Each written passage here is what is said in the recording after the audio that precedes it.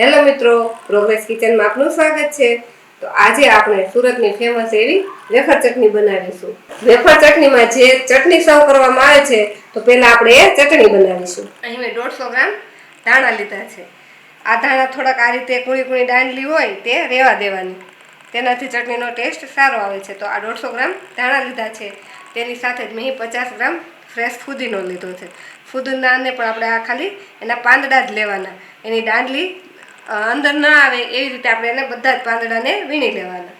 તેની સાથે 3 મીડિયમ તીખા હોય તેવા મરચાં લીધા છે અને 5 મરચી લીધી છે જે થોડી તીખી હોય છે, અને 2 લીંબુનો રસ લીધો છે। ને આમાં આપણે સ્વાદ પ્રમાણે મીઠું અને ખાંડ નાખીશું। આ વેફર ચટણીની જે ચટણી હોય છે તે જ એમાં મેઇન હોય છે, અને તે એકદમ ચટપટી, ખાટી મીઠી અને સ્પાઇસી ચટણી હોય છે। તો પહેલાં તો આપણા ધાણા છે તેને આપણે ધોઈ લઈશું। આ રીતે પાણીથી ધાણાને સરસ ધોઈ લેવાનું, કેમ કે ધાણામાં ઘણી આમાં માટીને એવું લાગેલું હોય છે। તો આ રીતે સરસ ધોઈ પછી એને આપણે કોરા કરી લેવાનું। તો આ રીતે સરસ ધોઈ જાય એટલે આપણે એને એક જારીમાં નિતારી લઈશું।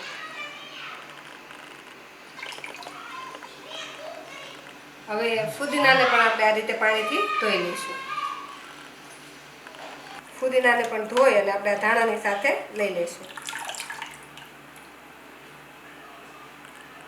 ધાણા અને ફુદીનો સરસ ધોઈ ગયા છે, તેમાં આપણે જે મરચાં લીધા છે તેના હવે આપણે ટુકડા કરી લઈશું। આ રીતે નાના નાના ટુકડામાં કાપી લઈશું, જેથી આપણે પીસીએ ત્યારે તેના કોઈ આખા કટકા ન રહી જાય। તેની સાથે જ આપણે જે તીખી મરચી લીધી છે તેને પણ કાપી લઈશું।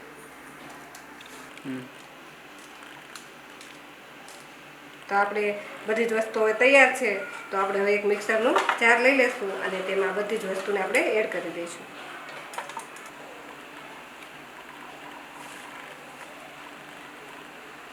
બધી જ વસ્તુ મિક્સરની જારમાં લઈને હવે તેમાં આપણે સ્વાદ પ્રમાણે મીઠું નાખીશું। એક નાની ચમચી જેટલી ખાંડ નાખીશું। ખાંડ નાખશું એટલે એનો ટેસ્ટ એકદમ સરસ આવશે। અને જે આપણે લીંબુનો રસ કાઢેલો છે તે નાખી દઈશું। તેની સાથે જ આપણે 7 થી 8 બરફના ટુકડા નાખી દઈશું। આ રીતે આપણે ચટણી પીસવામાં બરફના ટુકડા નાખીશું તો આપણી ચટણીનો કલર એકદમ ગ્રીન રહેશે। હવે આપણે એને પીસી લઈશું।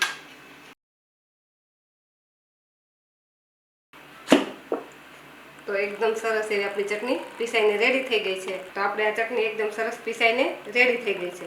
વેફર ચટણી હોય તે આપણે જે સેન્ડવિચની ચટણી બનાવીએ તેના કરતાં થોડીક પાતળી જ હોય છે, એટલે આ ચટણી બનાવીએ ત્યારે એમાં સિંગદાણા કે ડાળિયા એવું કંઈ આપણે નહીં નાખવાનું, અને હજુ આ ચટણીને આપણે થોડીક પાતળી કરવાની હોય છે, એટલે આમાં આપણે થોડુંક પાણી નાખીશું। તો આમાં આપણે થોડું 4-5 ચમચી જેટલું પાણી નાખીશું, અને આને થોડીક પતલી કરવા માટે પાણી નાખીને ફરીથી આપણે એને થોડીક વાર માટે પીસી લઈશું। તો આપણે આ ચટણી સરસ બની ગઈ છે, તેને આપણે એક બાઉલમાં કાઢી લઈશું। તો આ ચટણી હોય તે આવી થોડીક પાતળી હોય છે।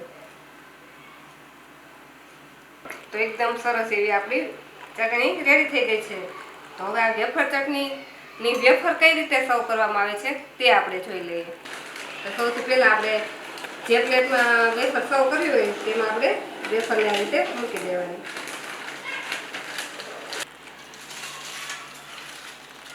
પ્લેટમાં વેફર ગોઠવી દીધા પછી તેના પર આપણે ચાટ મસાલો નાખીશું।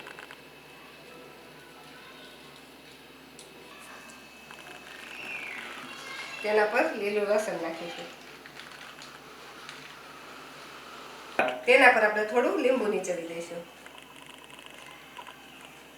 અને એક વાટકીમાં આપણે ચટણીને સર્વ કરી દઈશું। ચટણી પર પણ આપણે થોડો ચાટ મસાલો નાખી દઈશું। તો આપણે આ વેફર ચટણી બનીને રેડી થઈ ગઈ છે। આ વેફર ચટણી ખૂબ જ ઓછા સમયમાં બની જાય છે, અને નાના મોટા બધાને જ પસંદ આવે છે, અને ખાવામાં પણ એકદમ ચટપટી હોય છે। અત્યારે વેકેશનના સમયમાં બહાર ફરવા જતા હોય કે કોઈ પણ પ્રોગ્રામ કરતા હોય ત્યારે તમે આ નાસ્તા તરીકે વાપરી શકો છો, અને ખૂબ જ ઓછા સમયમાં બનાવી શકો છો। તો જો તમને અમારી આજની આ વેફર ચટણીની રેસીપી ગમી હોય તો અમારા વિડીયોને લાઇક કરો, અને પ્રોગ્રેસ કિચન ચેનલને સબસ્ક્રાઈબ કરો, અને અમારા વિડીયો જોવા માટે અમારી સાથે જોડાયેલા રહો।